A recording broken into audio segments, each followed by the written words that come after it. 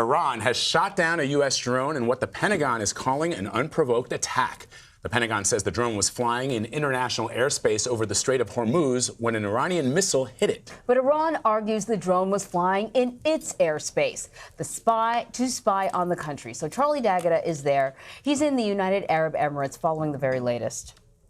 Well, today, Iran's foreign ministry condemned what it called the provocation with that U.S. drone, and they said by shooting it down, it, quote, sent a message to America.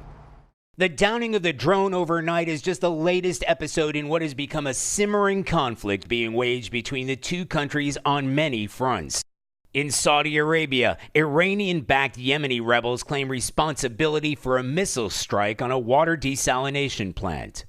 In Iraq, 4 separate attacks, including one where Iranian-backed militias are blamed for firing rockets that slammed into an oil facility housing ExxonMobil, wounding 3, prompting the company to evacuate all foreign personnel. And this latest attack over strategic waterways, a campaign of aggression blamed on Iran or its proxies. And coming right on the heels of last week's attacks of 2 oil tankers here in the Gulf of Oman. We got to witness the aftermath for the first time aboard U.S. gunboats that brought us alongside the damaged tanker Kukuka Courageous. Up close, you can see the force of the blast sitting right above the waterline. At this point of the investigation, all American Navy investigators will tell us is the blast and some of the evidence left behind from it bears a striking similarity to the kind of limpet mines used by the Iranian military. Part of the evidence being piled up by Navy investigators in the case against Iran, which continues to deny any involvement.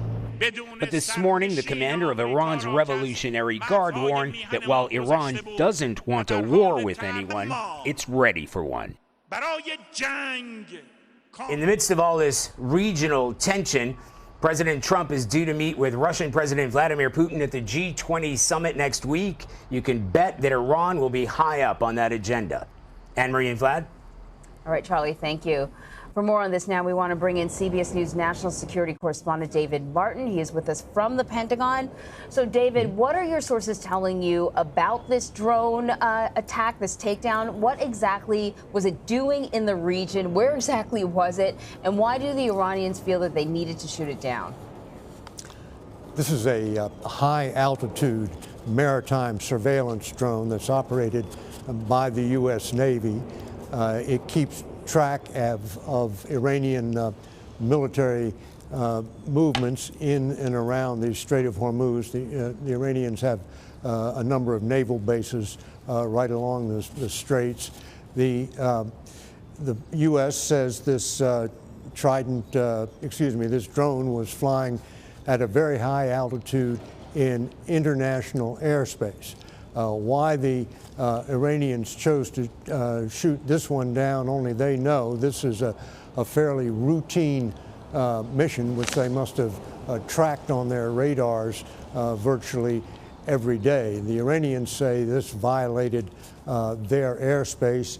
The U.S. says it didn't, and officials say they plan to release a radar image which will show the exact longitude and latitude of where the drone was when it was shot down, and they say that will prove that it was in international airspace. We'll wait to see that.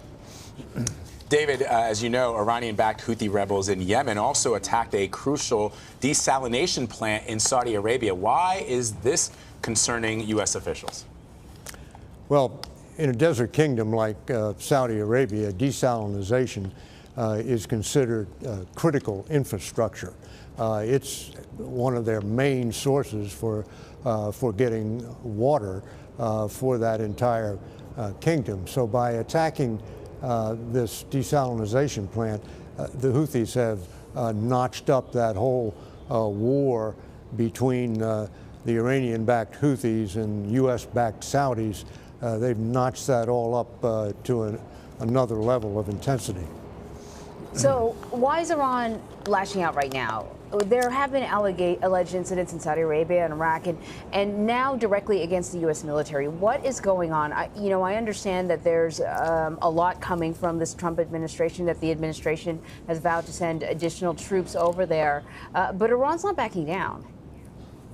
Well, Iran feels that the Trump administration's maximum pressure campaign against Iran is really just economic warfare intended to force them to make what to them are unacceptable concessions, such as giving up their all nuclear activity, giving up all ballistic missile activity, ceasing their support for Shiite militias throughout the Middle East. And rather than make those kinds of concessions, they've tried to lash out against American interests in the region, but they try to do it in a way that stays just below the level of something that would trigger a U.S. military strike. But this shoot down of an American drone comes awfully, awfully close to the American red line. Let me just read you something that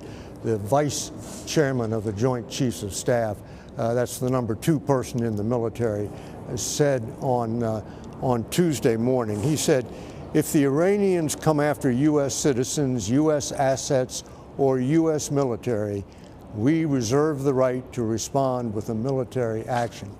Well, the Iranians have now come after a U.S. military asset, that drone, and we'll see what happens next.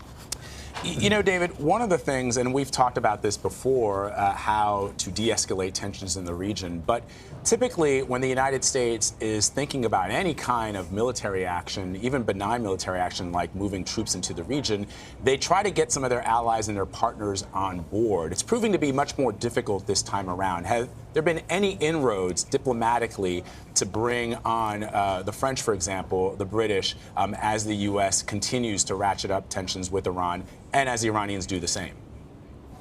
Well, the issue in the last several days has been over intelligence. Does the intelligence that the U.S. has make a convincing case that Iran is behind some of these attacks, which are done covertly? And a lot of the allies are expressing skepticism about that intelligence. I'm told that there is no real skepticism about the intelligence. That's just a surrogate for the real problem that the allies have, and that is with the U.S. policy of maximum pressure. They believe that all of these rising tensions can be traced back directly to the decision of the Trump administration to withdraw from that 2015 nuclear agreement with Iran and reimpose economic sanctions with a vengeance, try to cut off all Iranian oil exports, for instance. And that this U.S. campaign of maximum pressure, which is in effect asking the Iranian regime to make really, really difficult concessions, is the real cause here. The one thing I think that the U.S.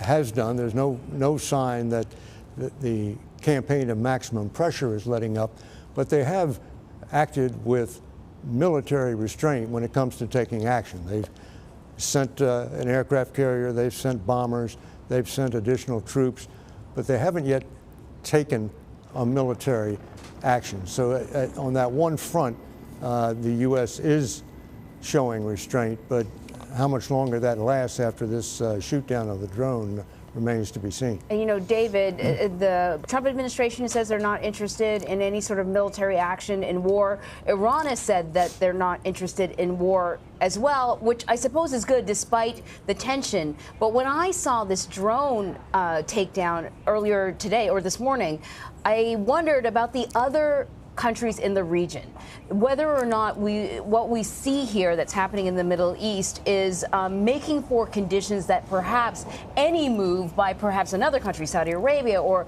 whatever, could ignite something that no one wants to see happen. Yeah.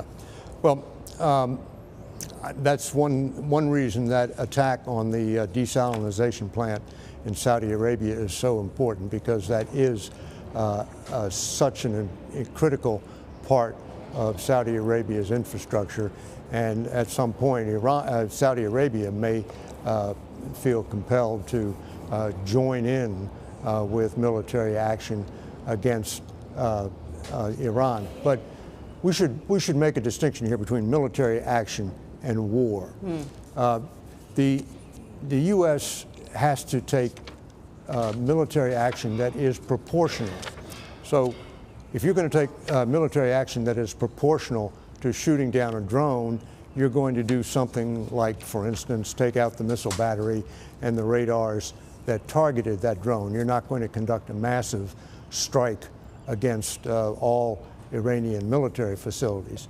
Now, the U.S. could also lump in all of these other attacks that have occurred in recent weeks, the attacks against the tankers, the shelling of installations in Iraq. They could also decide to include that, and that, of course, would make a proportional response bigger. But we're not talking about an all-out war with Iran, at least to begin with. I think the concern here is that if you take military action and then there's a military response from Iran, then you get into the tit for tat that gets out of control and escalates into something that we would really call a war.